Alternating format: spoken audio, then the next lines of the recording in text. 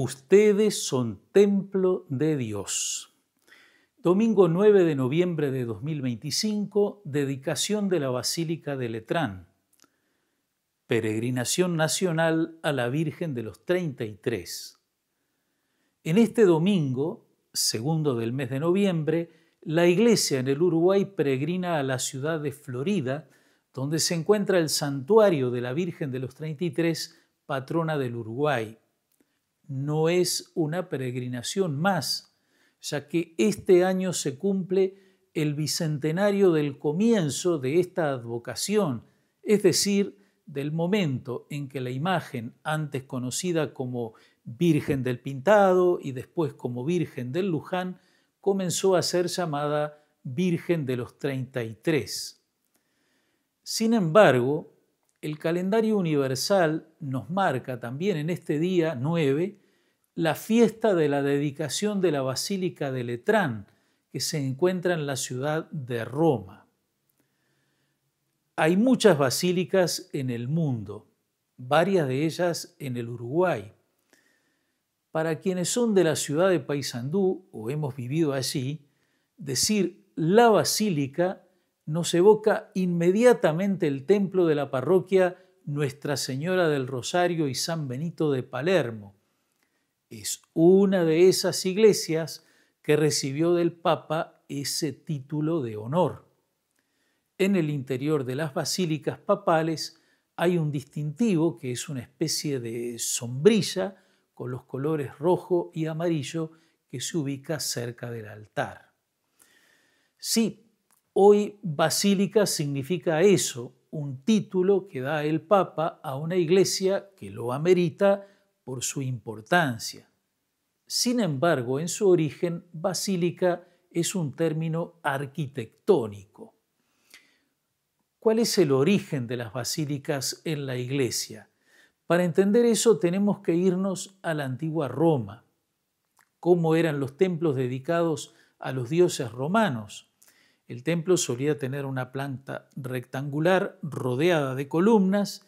En el centro se encontraba la imagen, normalmente muy grande, la imagen de la divinidad a la que estaba dedicado el templo, y esa estructura permitía que los devotos pudieran circular alrededor de la imagen. Pero ese templo no era un lugar de reunión. Por otro lado, en la arquitectura romana y antes en la griega, existía un edificio público que era llamado basílica, que tenía muchos usos, pero principalmente el de sede de tribunales. Estaba pensada como para que la gente pudiera reunirse en ella. Tenía una planta rectangular con una nave o espacio central separada por columnas de dos naves laterales. Al fondo sobresalía el ábside, lugar donde se ubicaban los jueces. Al frente había a veces un atrio, espacio para quienes iban llegando y esperaban el momento de ingresar. Cuando en el año 313 el emperador Constantino decretó la libertad de culto en el Imperio Romano, los cristianos, que desde los primeros tiempos se reunían y tenían sus celebraciones escondidos en catacumbas, comenzaron a construir sus templos con plantas similares a las de las basílicas, precisamente porque el culto cristiano se caracteriza por hacerse en asamblea, en la reunión de los fieles. En el ábside, donde se ubicaban antes los jueces, se ubicaba el altar. Los fieles encontraban amplio espacio en las naves y el largo del edificio llevaba la mirada al altar.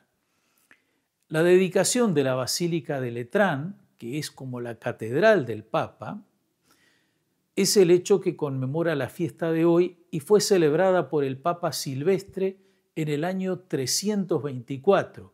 Fue dedicada al Santísimo Salvador. A veces se la llama San Juan de Letrán, porque después del siglo VI se le añadieron los nombres de los dos grandes Juanes, el Bautista y el Evangelista. La fiesta de la dedicación de esta iglesia se celebraba solo en Roma, pero a partir de 1565 se extendió a todas las iglesias del rito romano, ya que se la considera madre y cabeza de todas las iglesias de la urbe y del orbe, signo de la Iglesia de Roma que preside en la caridad a toda la comunión católica. El evangelio que escuchamos es el pasaje en el que Jesús expulsa a los mercaderes del templo. Cuando se le pregunta qué signo da para obrar así, es decir, por qué se atribuye él autoridad para hacer eso, Jesús responde: destruyan este templo y en 3 días lo volveré a levantar. Los judíos a su vez le contestan que la construcción del templo había demorado 46 años. ¿Cómo podría Jesús levantarlo en 3 días? El evangelista nos aclara el sentido de las palabras de Jesús. Él se refería al templo de su cuerpo. Por su muerte y resurrección al 3er día, Cristo se convirtió en el nuevo y perfecto templo de Dios. Él es a la vez cabeza del cuerpo que forman los creyentes. Unido a Cristo, el pueblo de Dios se hace templo de piedras vivas. Por eso la iglesia de piedra o de ladrillo es símbolo de la comunidad cristiana. En la segunda lectura de hoy, San Pablo escribe a los Corintios: Hermanos, el templo de Dios es sagrado y ustedes son ese templo. La comunidad es el templo, más aún cada creyente es templo del Espíritu Santo que le ha dado Cristo. ¿No saben que ustedes son templo de Dios y que el Espíritu de Dios habita en ustedes? La dedicación de una iglesia es una ceremonia muy hermosa y llena de signos que ayudan a resaltar el gran signo que es esa construcción destinada a reunir al pueblo de Dios para orar y celebrar los sacramentos de la fe. La iglesia se construye para ese fin y por eso se la dedica al Señor, como se ha hecho desde tiempos antiquísimos. Sabemos que la presencia de Dios desborda el universo. San Pablo llega a decir que Dios no habita en casas construidas por los hombres. Es posible rezar en cualquier sitio y aún en condiciones poco auspiciosas, pero el templo crea un entorno que busca ayudarnos para encontrar a Dios tanto en la oración comunitaria como en la oración personal.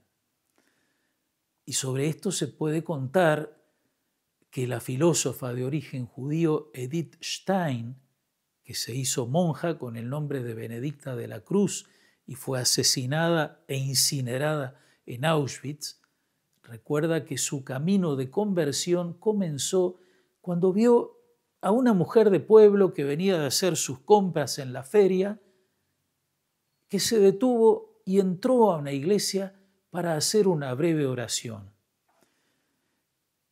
La futura santa carmelita explicaba así lo que ella sintió. Para mí fue algo completamente nuevo. En las sinagogas y en las iglesias protestantes que yo frecuentaba, los creyentes iban para la celebración de un oficio. Sin embargo, en esta circunstancia, una persona entraba en una iglesia desierta para tener un coloquio íntimo. Nunca pude olvidar eso. Entonces, que el Señor nos ayude a encontrarlo cada día personalmente y en comunidad, que haya en nosotros la docilidad para que Él nos haga su templo espiritual, la comunidad que lo adore en espíritu y en verdad.